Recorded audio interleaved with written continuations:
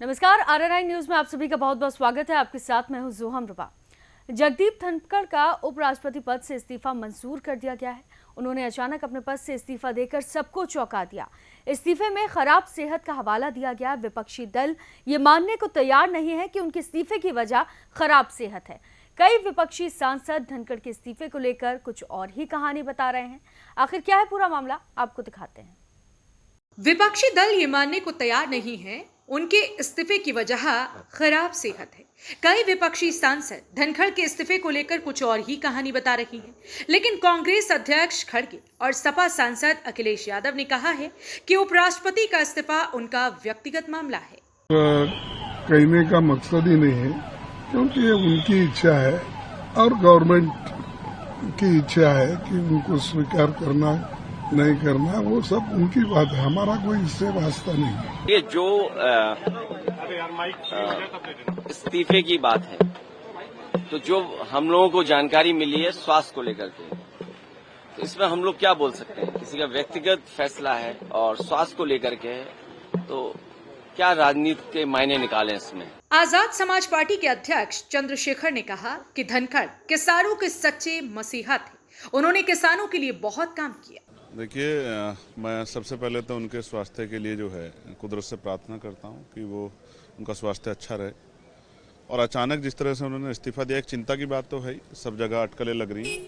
लेकिन मैं तो महामहिम राष्ट्रपति जी को, क्योंकि उनका अधिकार है, ये उनसे आग्रह करूंगा कि उनका इस्तीफा जो है स्वीकार कर दें।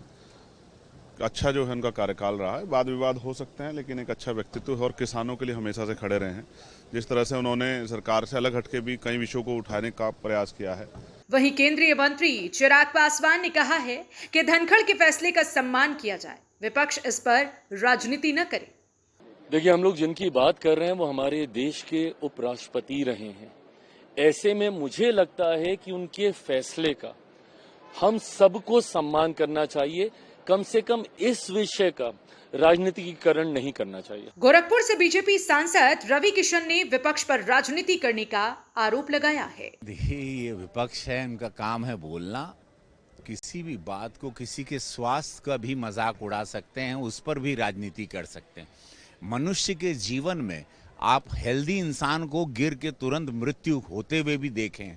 कब कौन से पल आदमी बीमार होता है, सुबह क्या है, शाम को क्या, वो नहीं लोग बोलते हैं। अभी तो बात कर रहे थे, तो ऐसा नहीं है। उनको डॉक्टर ने कहा है कि भाई you need to rest, if somebody wants to rest, उस पर भी राजनीति।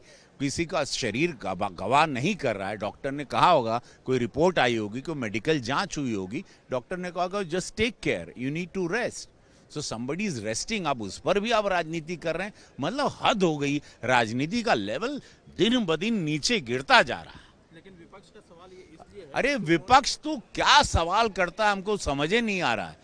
विपक्ष का सवाल ही किसी को पूरा देशे बाल खजवाने लगता है। प्रधानमंत्री नरेंद्र मोदी ने एक्स पर पोस्ट कर धनखड़ के उत्तम स्वास्थ्य की कामना की। प्रधानमंत्री ने लिखा है कि धनखड़ जी को भारत के उपराष्ट्रपति के रूप में देश की सेवा करने का अवसर मिला, जिसके लिए शुभकामनाएं। Bureau report, RNI news. तो फिलहाल के लिए इस खबर में सिर्फ इतना ही। बाकी तमाम खबरों के लिए आप देखते रहिए RNI न्यूज।